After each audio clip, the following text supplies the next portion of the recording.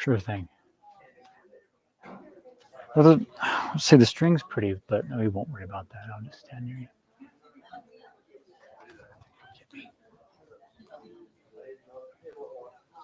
All right. Good evening, everybody. Good evening. Can you hear me all right? Yeah. Great. Thank you for coming tonight. It's nice to have a crowd in here. It has been few and far between lately. If you don't know me, I'm Robert Henning. I'm the director here at the museum. And tonight we have our special guest, Lucas Freilich, who's going to talk about the atomic bomb. His titled presentation is The Inside Story. Lucas holds an MA in history from the University of Wyoming and has spent most of his time researching the politics and history of President Truman and the Cold War era. He's logged many hours, over 60 hours, at the Truman Library in Independence, Missouri, and is hoping to get back very soon, I believe. Are they open yet? No. It's been a struggle. Yes, more research to do, obviously. So we are excited that he's presenting for us. He is actually our museum board vice president right now. So I'm not sure how often we've had board members give presentations, but it's very exciting to have him here. Please help me welcome Lucas Freilich.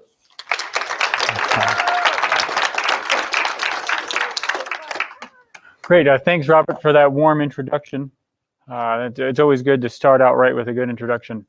Also, thank you, the Rockpile Museum, for getting everything set up here. I think this is a nice accommodation. It seems to work pretty well. Okay, so yeah, I'm Lucas Freilich. I'm excited to be here. We can just get going. Robert took care of my introduction, so we'll just throw that one out. I want to thank everyone for being here, both live, in person, and those watching online. I'll wave awkwardly to the camera. I shouldn't say that in my notes, but anyway. So let's get started. All right, so this is it. This is the entire presentation. We're just going to look at this one slide of the inside of the atomic bomb. Thank you for laughing at that. I knew it was a bit of a risk, but I had to try. So yeah, this is a very awful schematic of Little Boy, but it's very layman, so it's easy for all of us to understand. Here you have uranium-235. Don't worry, I'll explain all this later. You have the trigger and the detonator. So what happens is one large chunk of uranium slams into another, causing an explosion, usually very big and violent. But we'll get to all that down the road. I want to let you all know my presentation today is really just going to focus on the Manhattan Project. We're going to talk a little bit about some of the events that shaped the Manhattan Project and a little bit about what was going on at the time, because it is a global thing. But just for the sake of time, we just don't have enough time to talk about everything. So if you're here to really fight about the ethics or the morality of the atomic bomb, I'm happy to have that fight, but not today. We just don't have time to touch on that, unfortunately. So we're just going to talk about the beginnings, the process, and really what happened next. I'm only going to talk about a few figures. I could probably spend an entire 3, maybe 4-day course just talking about the Manhattan Project. So to mark that down to an hour, here we go. I hope you save all your questions till the end, because it's going to make my life a lot easier. Thanks. Now, I'm going to be talking a little bit about physics, nuclear physics specifically. Quiet in the back. No, it's fine. I'm joking. Right, I'm going to be talking a little bit about nuclear physics, a lot of science. I'm not a scientist. So if any of you are interested in physics or really into anything that has to do with nuclear bombs and the science behind them, that's awesome. Tell me I'm wrong after everyone's left. So for now, hold those disagreements to yourself. Thank you. All right, so let's get started. So some early signs. In 1938, Nazi Germany was the first nation to officially discover nuclear fission. But wait, question, what's nuclear fission? Yes, thank you. All right, nuclear fission. So when a neutron, that's something really small, collides with, say, a uranium atom, really fast, it splits that uranium atom. And what happens is it releases energy in the form of heat and radiation. You know how the sun does the thing that the sun does? That's basically nuclear fission on a massive scale. So what Germany figured out is how to do this on a small scale. Instead of billions of these or trillions of these atoms, only doing it with a few 100,000. So Naturally, of course, American and European physicists grew very concerned because, Nazis. We don't want that to bother us. And 1938, Nazis were not yet at war with Europe, but Hitler was doing a lot of warmongering things. So the last thing we need is Germany to have an atomic bomb. All right, so can anyone tell me who these people are? Any one of them? Yeah, Einstein, absolutely. He's famous. How about the other guy? Who? Good guess, but that's not him. Oppenheimer is not even in this story yet. He will be eventually, but not yet. No, this is early 1930, well, late 1939, August 1939. No, the man here, this guy is Leo Szilard. Yeah, he's a Hungarian. Yeah, right? He sounds, yeah. So he lived in Great Britain by the time the Nazis figured out what was going on. And in the early 30s, Leo Szilard is who wrote the papers that the Nazis based a lot of their science on to discover nuclear fission. So he felt partly responsible for what could be a bad time. So he moved to the United States thinking, what country is capable of beating the Germans to something that could be maybe a bomb? Well, the United States. They're not at war yet. They're pretty secure. I mean, it's August 1939. I think we can do this. But it's Leo Szilard. No one knows who he is. You guys don't know who he is. No one knew who he was back then. But Einstein, everyone knew who he was back in 39. So he interrupted Einstein's vacation on Long Island and said, dude, I need help. You have the name recognition that I need to get Roosevelt to sign off on this plan of mine. So they had Einstein write a letter. Well, the letter was really bad. Einstein's not a good writer. So Leo Szilard wrote the letter instead and had Einstein sign it. And the letter basically said, there's some concerning signs coming out of Germany, and we all know what the Nazis could be capable of. I highly think we need to work on something. It was unclear. The word bomb was used, but loosely. The idea was a device of great destructive force. At the time, they didn't really know if it could be dropped from a plane. So it was like we could put a bunch of uranium on a boat, push it into the harbor, and it would destroy the whole harbor. Oh, man, big deal. So anyway, they wrote this letter to Roosevelt. Roosevelt didn't even look at the letter until October of 39. Something happened September 1st of 39. Does anyone know what happened in September of 39? Yes, Germany invaded Poland. Yes, that's exactly what happened. So Roosevelt was a little busy. Why would I read a 2-page letter? Good thing he did. So Roosevelt did read the letter and figured, well, this is something worth exploring. That's my best Roosevelt interpretation. And he appointed a committee of 13 people, and they discovered that a bomb was indeed possible. So he appointed a big committee, bomb was possible. Eventually, that committee formed a bunch of subcommittees. Eventually, a bureaucracy was created, which we all know how efficient those can be. And you ended up having several different smaller committees that branched off from the big 13 committee. So then you had a group of scientists like the ones followed here, Einstein, Szilard, Fermi, Teller, Roberts, Wegener, Bush, and so many others. I could go on for pages on how many scientists were involved in all these subcommittees. And it all came to the same conclusion. A bomb is actually possible, and it can be built light enough to be dropped from a plane. Very efficient, way more efficient than a boat. However, they were very divided over how and how long it would take.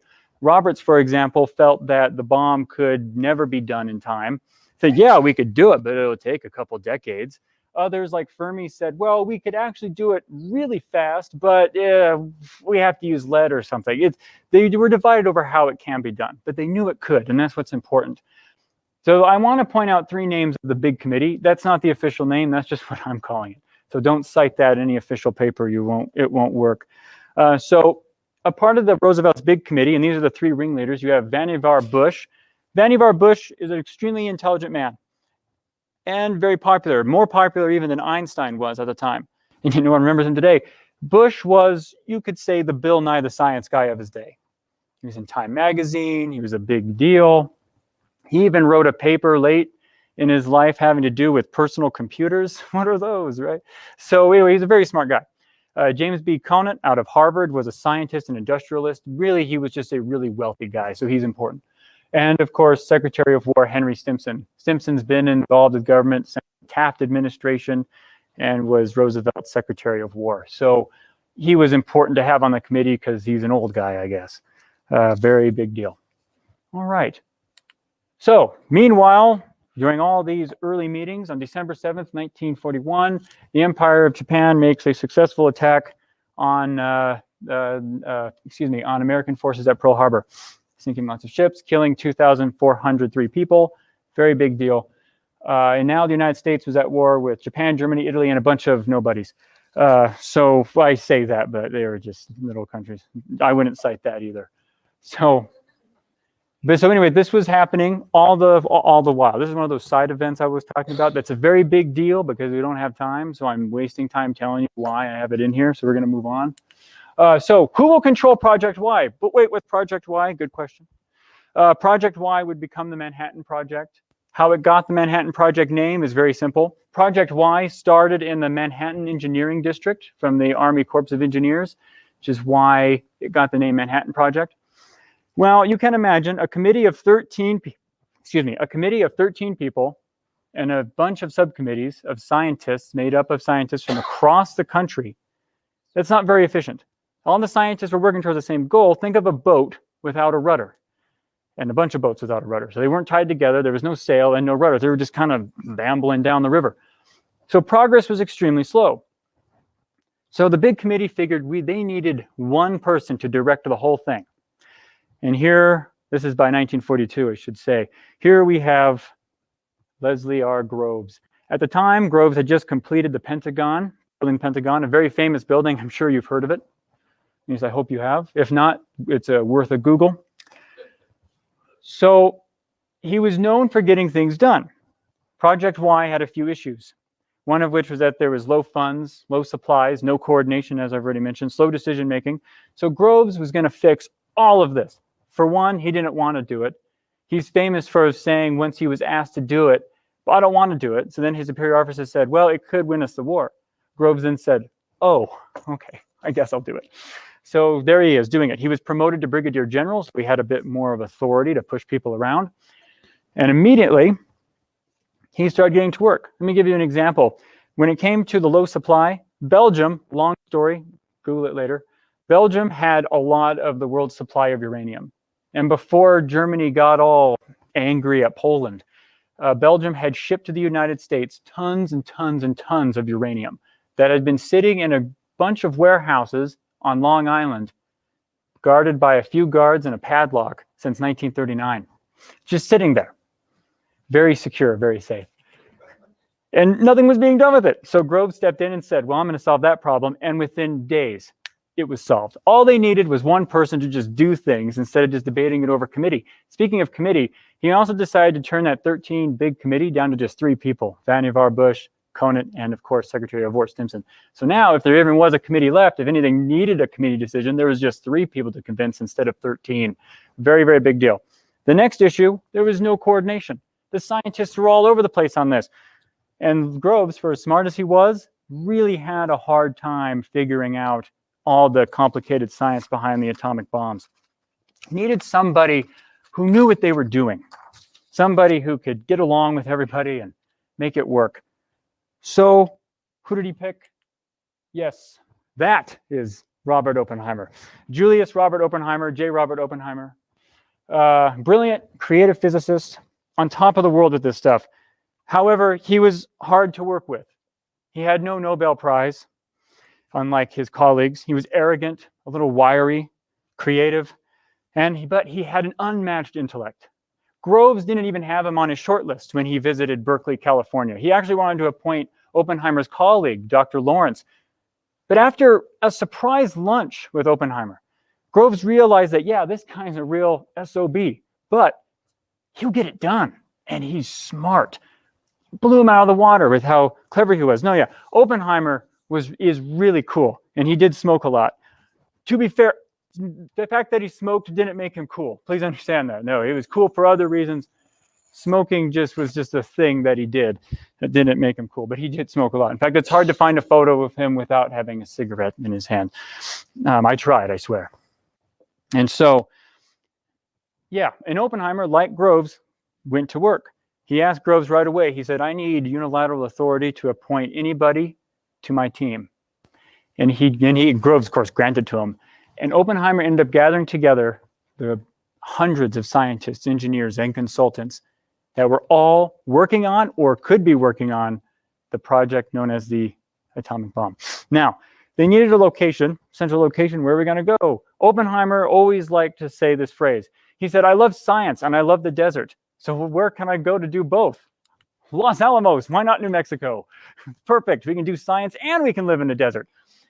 And it's very remote. This is not a picture of Los Alamos in 1943. This is more 1946. But I like the idea that we can still show you some things. You can see in the upper left the housing structures where they stayed and all the apartments, and you have the offices to the right by that lake and all the labs down in the center. And this is just one piece of the compound.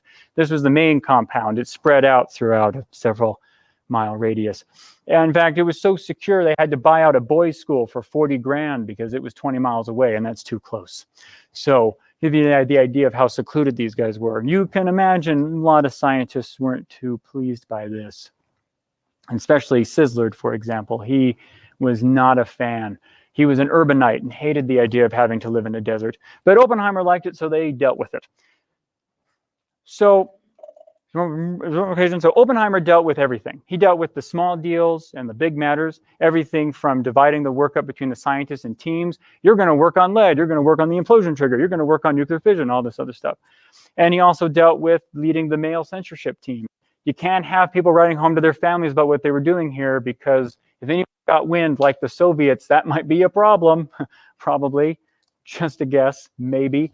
Especially if anyone else found out, like the Germans and anything else. It was a very top secret thing. Now, so we kind of caught up to what was happening by 1943. What was happening everywhere else in the world a little bit. So meanwhile, yeah, it is true. Japan was also moving on their own program. They were not as efficient, however. They were dealing with two different programs, the Army and the Navy. Instead of putting them together like Germany and the United States did, Japan kept them separate for some reason. They did a lot of things together. Why they kept it separate, I'm not quite sure, but they did.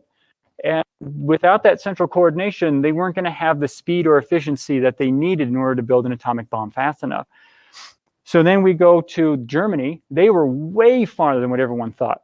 After they conquered Norway, they immediately went to work establishing heavy water plants along the west coast.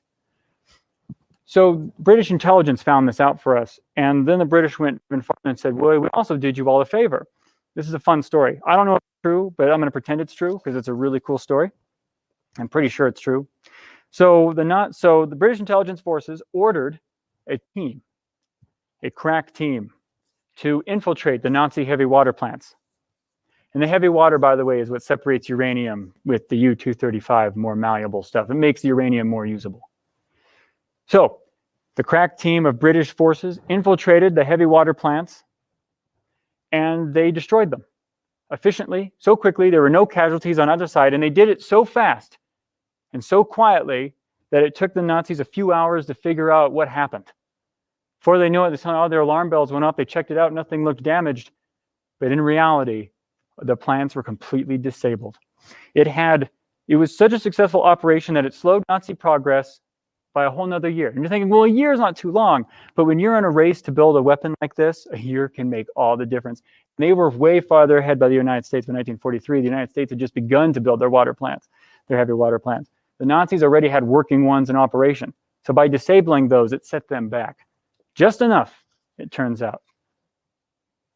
Now, I know many of you are wondering in the back of your minds, I know I was, where's Truman?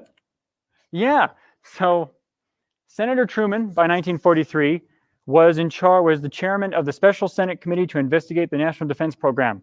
Long story short, basically his job and his committee's job was to make sure that private companies and industries weren't cheating the United States government out of what they're due. So if, say, a steel company needs to create steel and ship it to a manufacturer to build planes, they would say, yeah, we'll charge you X amount, but then they might be charging 30% more so the big guys on top can pocket the rest of that government money. Truman's job was to go over there and say, that's total waste, prosecute those guys, put someone else in charge that can do it fairly, so that the government saves that extra 30%. It's all about war efficiency. You don't want to waste money when you're fighting a war. So that's Truman's whole deal. He traveled all over the country to do this. And one day he's sitting there in his little desk, I imagine, looking at his notes, looking at all the reports. As chairman, he gets defense contract reports and realizes there's a huge expenditure in the billions, and it just keeps growing every week, and he doesn't know what this is, and it's redacted. Well, Truman's not used to this treatment. He's the chairman of a very important committee. He can bring the president of the United States to testify if he wanted to, so he was floored. If anyone knows Truman, you would be quite floored. And thought, well, I have to go to the source of this. So he immediately storms himself into Secretary of War Stimson's office, and say, hey, Henry Stimson, what's up with this? This expenditure here, I don't like it. What are you spending this money on? Henry Stimson just looked around, I imagine, kind of mysteriously, leaned in and said, Senator Truman, that's for me to know and you to find out never. Thereabouts. Truman was taken aback, but understand, Stimson's been in government for a long time, and Truman, being a loyal government guy, understood and said, fine, I'll let it go. Later, years later, Stimson would say that encounter was very negative for him. Apparently, Truman was very upset, cursed at him, yelled at him, was a very mean and nasty guy, which again kind of makes sense. Truman's account of that experience, however, was like, no, I was the most polite. I don't understand. I was super polite. It was Stimson who was mad at me. I was just doing my job. So there was a bit of debate over how did that really go. I can imagine it went both ways. I'm sure both kind of got upset with each other. So that's what Truman was doing at this time. Now, this is going to annoy some of you, but we're going to go way ahead. We're going to skip a lot of things because we really have a lot more to talk about. So we're going to skip way up into July 1945. So 2 years, a lot has happened. Potsdam, Germany. So what happens, right? Truman becomes vice president, January of 44. Roosevelt dies January of 45. Roosevelt dies April of 45. Truman's president, not told about the atomic bomb, by the way, for several weeks after he becomes president. Stimson says, my bad, sure. So Truman has a job to do. Germany surrenders in May. Atomic bomb is not done yet. Truman has to go to Germany, Potsdam, Germany, which is like a suburb of Berlin. Think of it that way. It was completely destroyed like most of Germany was at the time, and in Soviet territory. So Truman goes over there. This is him in the middle. Who's the guy over there in the white? That's Joseph Stalin, the guy, the Soviet guy, the big bad, or soon to be the big bad. The guy way on the left, my left, your left, would be Clement Attlee. Where's Churchill? Good question. Churchill lost his re-election in the middle of this conference, so he had to go, and Attlee took his place. That's why Churchill's not photo here, although there is photos of Churchill at the conference because he was, and then Churchill lost the election and Clement Attlee replaced him. The guy behind Truman is James Burns. I don't like him. Don't ask me any questions about him. There's not an invitation to ask any questions about him. I don't want to talk about him. He was Truman's Secretary of State.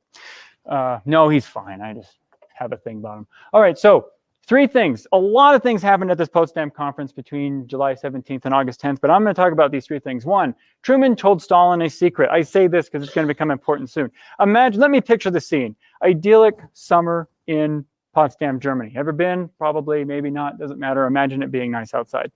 And he leans in to Stalin and says, hey, Joseph, I can call you that, right? Oh, yeah, sure.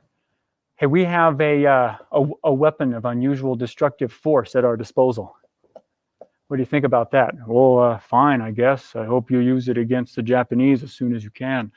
Well, what did that mean? Why was Stalin not shocked or surprised? And they've also learned that Stalin has no ability to have a poker face. It is the simple fact that Stalin already knew about the atomic bomb. Stalin had not 1, but 2 spies that we know of in the facility of Los Alamos.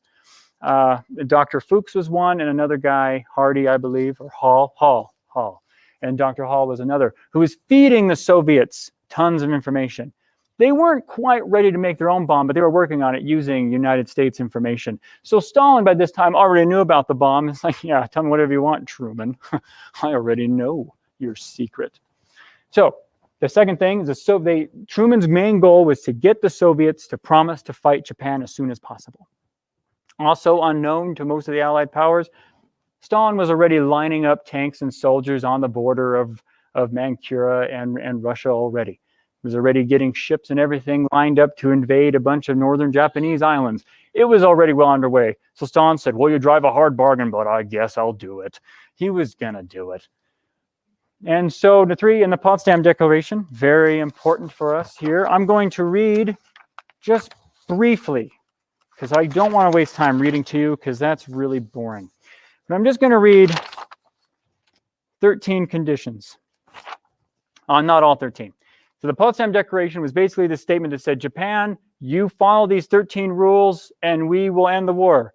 The 13th one is the most important for us here today. We call upon the government of Japan to proclaim now the unconditional surrender of all Japanese armed forces and provide proper and adequate assurances of their good faith in such action. The alternative for Japan is prompt and utter destruction. A little, absolutely. A little vague. Maybe we get the idea. But understand, at this point, Japan had already been bombed a lot with incendiary bombs and conventional bombing anyway. So there wasn't much left of Japan anyhow. So prompt and utter destruction isn't much more unique than what they've already been dealing with. They would be wrong, obviously. So that gives you that idea. All right, now we're going to go back home. The day before the conference was set to begin, July 16th, 1945, the world witnessed its very first atomic bomb explosion. Scientists having worked extremely hard, 6 days a week, sometimes 7, taking some time off. There's some fun pictures, by the way, of plays where you'll see scientists dressed up as ladies to perform fun plays to entertain everybody. That's what happens when you isolate a bunch of nerds in a place for too long. It's worth a Google. So the first one, they nicknamed this device here Gadget. I know it's not quite the same, but Gadget's fine. Pretty neat, about the size of a small car, I would think. Series of pictures. This gives you a sense of scale. Here, a group of folks are loading Gadget up into what I'm calling the test tower. I don't know what the name of the tower was, but let's call it the test tower. It was the test tower. This tower in particular was 100 feet tall. Here's another sense of scale for how tall this thing was. Gadget would be on the very, very top. Why a tower? They didn't want to detonate it on the ground in fear that it didn't work because they were going to have to drop it. Yeah, that was the plan. You have to test it. You got to test it from the air. Another thing is their goal was to make it detonate somewhere in the middle. If it detonated on the ground or didn't detonate on the ground, worse, it was just sitting there. I guarantee you the bomb squad would not be able to fix that efficiently. So they wanted to make sure it detonated while it was in the air or not at all. So dropping it from a tower was the only way to go. Yes, a couple of fears. Among so many fears, they've never tested something at this scale before. They've done small room tests, but nothing quite like this. Many of the scientists were concerned that, say, a massive explosion were to occur of this magnitude, could it not ignite the atmosphere and not only eliminate all oxygen on the planet, but then fry the entire planet? At which point the scientists figured, well, then the war would certainly be over. So they decided to take a chance. There was a small risk of that happening, but it could still happen. I think of a Jurassic Park thing. I'm sure I could say something witty, but I'm not going to now. So let's see what happened. Yeah, there's a good photo. Yeah, that's the plume. This plume reached about 330 feet tall. Pretty big. Here's a sense of scale. The Empire State Building was not there. That just gives you a good sense of scale. Within less than a second, it reached its full height. Now imagine being there and understand these scientists were standing pretty far away, but already the weapon yielded 21 kilotons worth of TNT, which is 4 times what many of the other scientists were predicting this would actually produce. This blew them away, literally, on how massive this thing was going to be. When it detonated, there was a bright flash, and many of the scientists were wearing what's known as dark goggles. Think of welding goggles, but much darker. It was so bright that they could read a book in the initial explosion. There wasn't much to destroy, so it's hard to know how much damage it would do, but 21 kilotons is just a lot.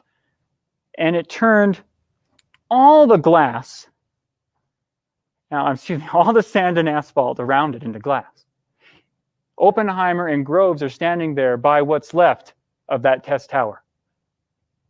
which I was surprised that that's how much was actually left. I figured it would be less than that. Still, it's very impressive. Also, I hate to take this away, and Groves might be a little disappointed, but look at his shoes.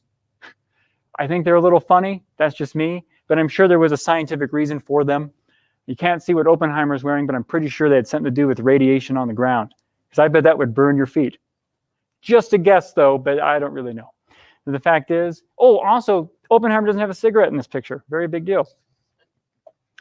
Yeah, so 330 foot tall, big explosion, very, very big deal. And you can see, sure. No, it's cool. I get it. Oppenheimer's sense of relief on his face, because no doubt this is a very stressful past several years for Oppenheimer and the rest of the team. There were a lot of celebrations.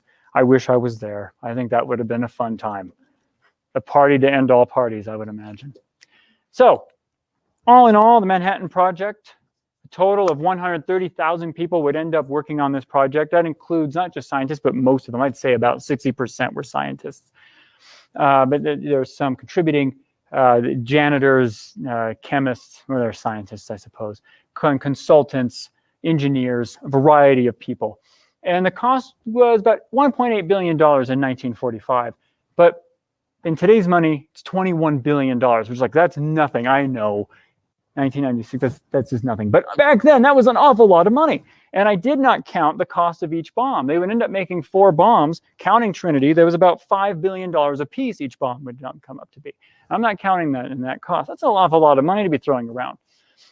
Szilard, that famous guy, right? You're going to remember him, would create the first nuclear reactor, working together with everybody else. And nuclear reactors, as most of us would know, are in nuclear power plants.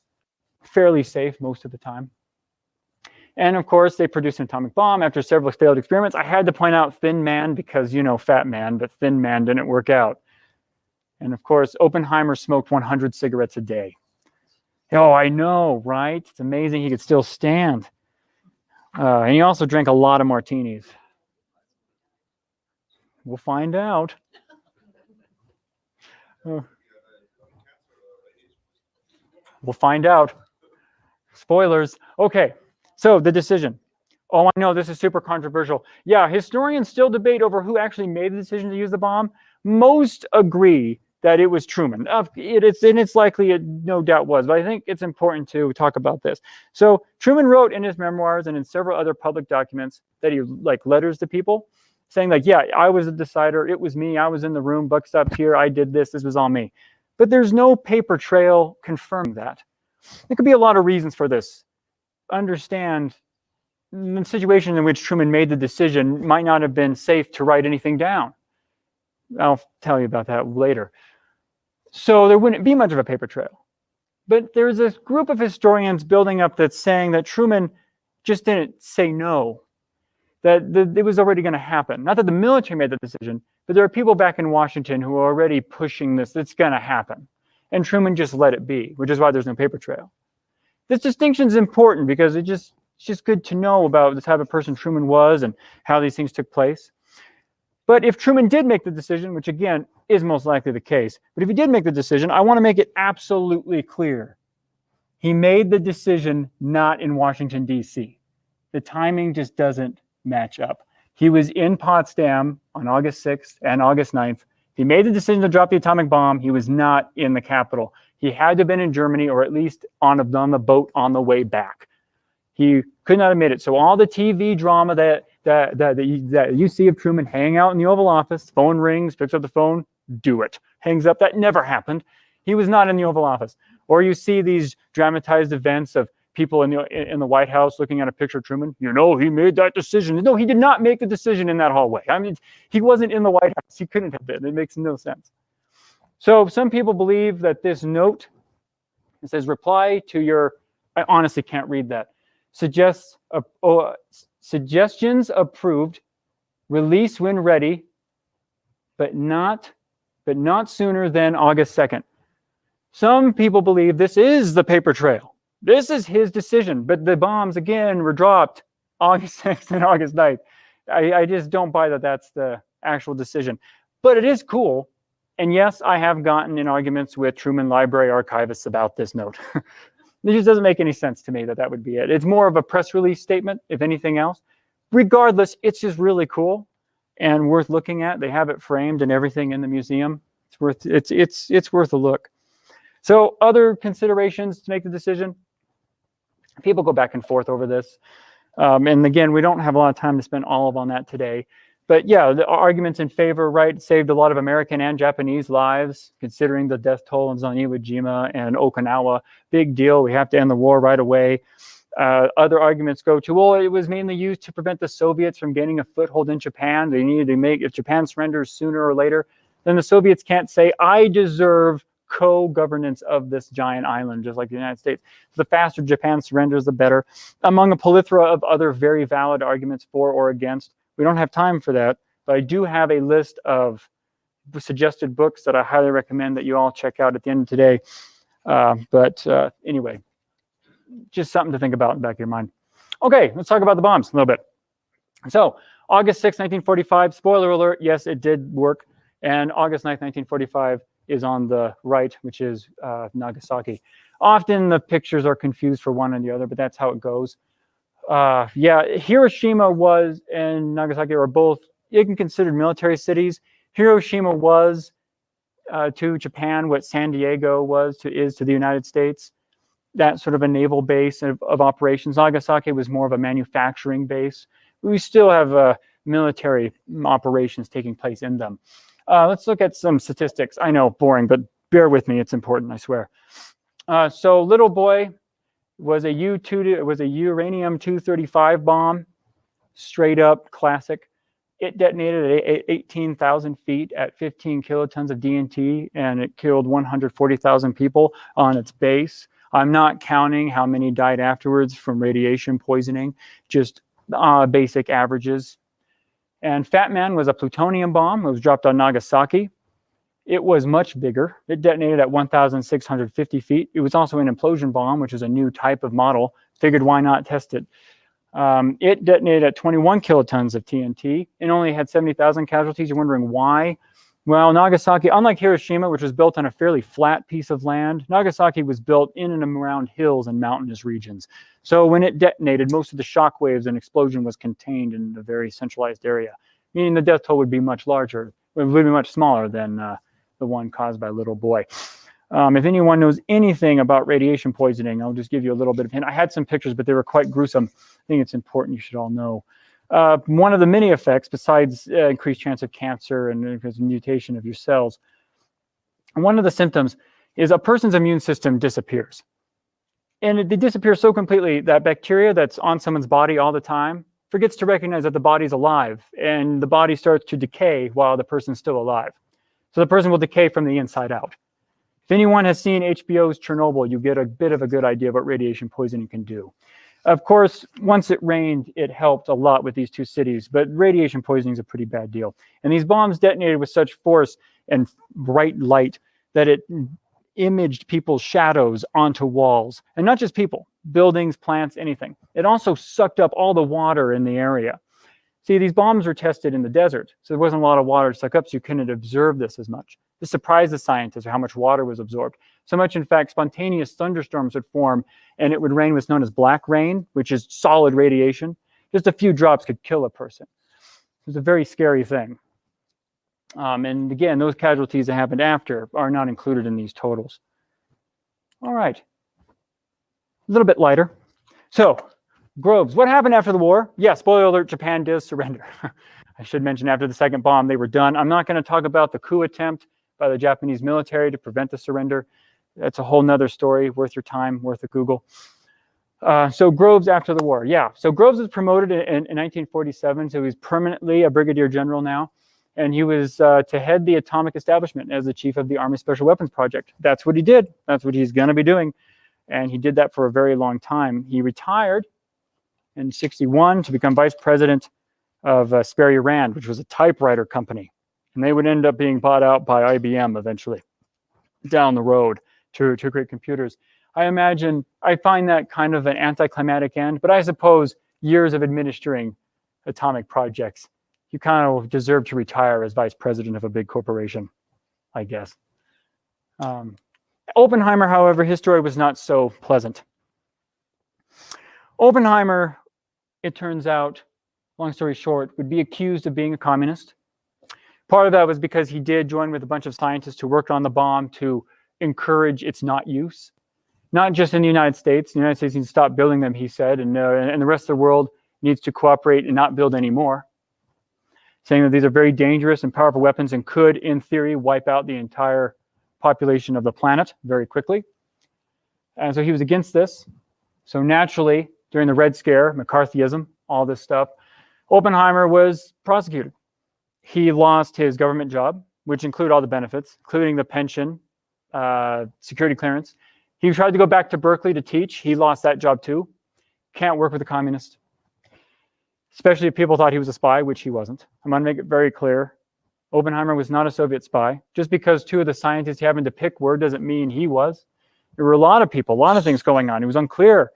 You don't have time to background check everybody when you're trying to beat in a race to create the atomic bomb. So his reputation was totally destroyed and he was a broken man. But in 1963, he was awarded with the Fermi Prize, which is a big deal. 50 grand at the time, quite a bit, not enough to pay off all of his debts that he incurred while under prosecution by the United States government. President Johnson, obviously, within a few months, this is post-Kennedy, said this is a big deal. Oppenheimer deserves our respect for leading this massive charge to create the atomic bomb. Without him, it would not have been possible. All this other great things about him. But he still died in obscurity in 1967 of big shock lung cancer. I guess 100 cigarettes a day kind of takes its toll on you after a while. And no doubt everything else. He was in his early 60s, I believe. Yeah, a little fast near the end, but I think that's okay. We have a little bit more, though. How about the others? What about Leo Szilard? I know you want to know what happened to Leo Szilard. Yeah, he wrote a book called Listening to Dolphins, where he warns against atomic annihilation. That was Scislard's big thing. What I didn't mention in the beginning is that Scislard's whole deal, once the Nazis were beat, that was Scislard's main concern. All Szilard wanted with this atomic energy now was to use it for energy purposes and to proliferate peace. He didn't want it to be used for weapons. So he wrote this book. I haven't read it yet, but I really want to know how the Dolphins fit in. Einstein, along with several others, warned against the use of the bomb for any future use. To the end of his days, he warned against the use of this bomb. It's just too dangerous. And the Soviets tested their bomb in 1949. So Truman's like, well, I'm going to ignore all these scientist petitions and immediately order the authorization of the hydrogen bomb to be created, which is 400 or 500 of times more powerful than Little Boy and Fat Man ever were. And it would be finished in, I believe, 1951, 1952. And Eisenhower would then end up ramping up production. And we are where we are today, with nuclear weapons capable on most of the planet of wiping us out within seconds. So long, Mom, I'm off to drop the bomb. I'll see you after the war, an hour and a half from now. If you ever heard that song by Tom Lehrer, it's worth a listen. All right. So what does it all mean? The story of the atomic bomb shows the greatness and dangers of discovery. That simple. We know fission can create energy for homes and peace, and now we know it can also create unfathomable destruction.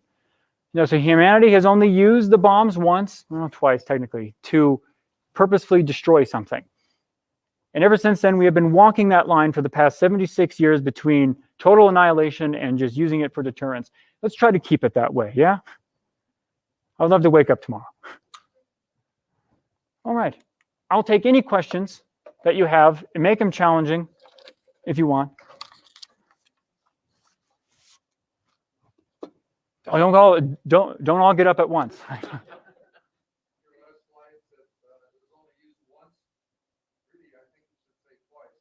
Yeah, absolutely. Yeah. His question was, my last slide said it was only used once, but it really was used twice. Absolutely. Hiroshima and Nagasaki, and Nagasaki used once and twice. Absolutely. Yes. How long after the detonated gadget, how long time transpired before they could inspect the area? Good question. Yeah, it took them about only 15 hours. And I say that because of their misunderstanding of how radioactive this bomb really was. His question referred to how long it took before they inspected the Trinity test site. Yeah, it was just, a lot of it was due to the misunderstanding. They knew radiation was a big deal. They didn't realize how much radiation was actually produced from these things. I do not have the numbers for you of how many scientists and engineers who worked in Los Alamos who actually got a higher rate of cancer and things. But we do know that atomic doctors, they're called, medical doctors that worked at Los Alamos did see an awful lot of cases of minor to extreme radiation poisoning. So I can imagine after the Trinity test, it got a little worse. Yeah. So their families were not there with them at Los Alamos then, it was just the scientists? Correct, yeah. So her question dealt with families not being with the scientists and the workers at Los Alamos. They were not present, no. They were at home wherever home was for them. Yeah. Can imagine, yeah. So after the bombs went off at Hiroshima and Nagasaki, if that hadn't led to the surrender, were we prepared to continue bombing Japan? The United States had one. So, but yeah, we were bombing already anyhow. The United States had already, and along with all the Allied powers, if you don't count Germany alone, had already bombed Japan to its teeth and beyond with incendiary and conventional bombings in Tokyo, Kyoto, all over. So no doubt, even if we didn't have any atomic bombs, conventional bombing would have ramped up in full force in that case. But we did have one more atomic bomb, which was not named, unfortunately. Maybe not, unfortunately. Yes, yeah. I read somewhere where they was heading with a third atomic bomb and went over to Japan. It told them to come around, turn around, come back. Is that true? I don't know. The question had to do with. I read that. It was heading with the third bomb. It's likely. His question had to do with if the third bomb was heading from Wendover to Japan and was ordered to turn around, if it was true or not. I don't know, but I certainly believe it. The momentum was there to just kind of push it on, and Japan did take an uncomfortably long time to finally issue the full surrender statement. Again, I refer to the coup that slowed things down a bit, but I would believe it, but I can't confirm. They did make 5 bombs? Or 4 bombs? 4, correct, yeah. If you count Gadget, 4, yeah. Yes. Indianapolis transported 1 or 2 bombs. 2, I believe. I think it brought them both in. And Fat Man was just hanging out until it needed to be done. Any other questions? Yes. A lot of the bombing, you say that they did the incendiary bombing. The type of houses they had there were obviously a lot of deaths from that too. Absolutely. Any idea of comparison how many people died on that versus the particular? Yeah, so his question had to do with how many people died by conventional bombing, specifically with fire bombing, especially due to how their structures were built. They were comparable. I don't have the numbers in front of me right now, but they're definitely comparable. One could even argue that they were higher in places, especially when it comes to comparing with Nagasaki, the way, again, the bomb detonated there. Yeah, they're definitely comparable. But again, fire bombing did not have the radiation afterwards. So if you bunker down long enough with fire bombing, you can come back out. But I'd say they were comparable. Mass destruction and devastation. War is a terrible thing. Uranium for that came from Oak Ridge, is that correct? It was processed there, yeah. So his question was the uranium from Little Boy came from Oak Ridge, Tennessee. Yeah, so that's where the United States had their heavy water plants. Correct, yep. Hanford, yep, is where the plutonium came from. Absolutely, yeah. Lucas from Facebook. Yes. What was the response of U.S. citizens when the bomb dropped?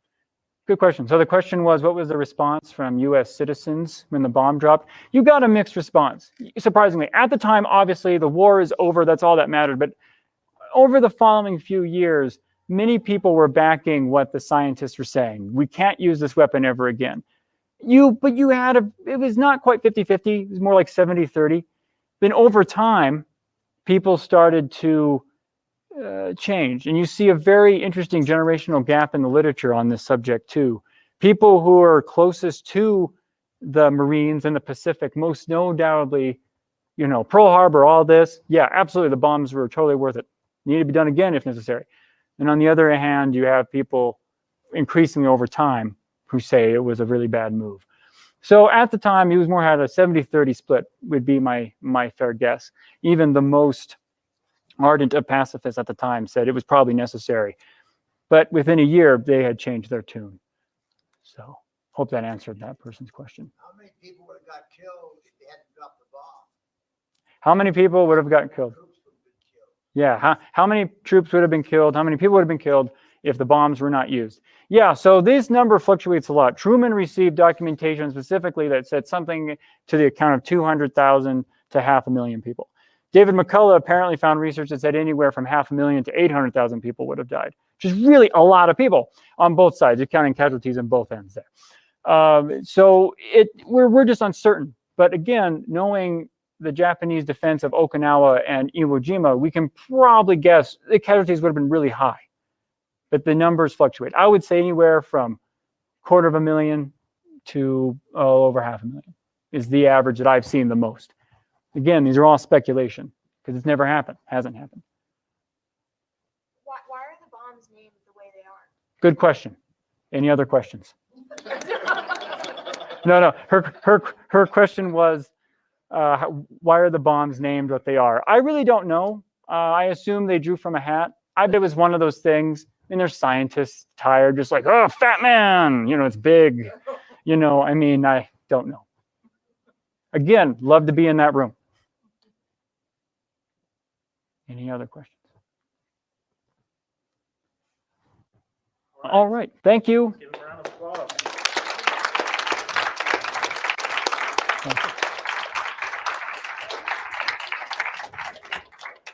Thank you, Lucas. Thank you all for attending. Thank you, Penny Schroeder, who scheduled Lucas tonight. Penny and volunteer committee are putting on a program for 6th graders tomorrow on World War II. It's what is it, the 4th or 5th year we've done this? I can't remember either. But the goal is to teach students the same time they're studying the war, but to give them local information, to teach them about some of these men and women you see on the wall right here, to tell local stories, and to get beyond what they find in their textbook. So we're excited. We're going to reach out to them virtually this year. It's a whole new experience for all of us. Should be a lot of fun. But thank you again for coming tonight. Grab some refreshments on your way out. Penny in the back also has Lucas's reading list. So grab that and head right to the library. Thank you. Have a good night. Thank you.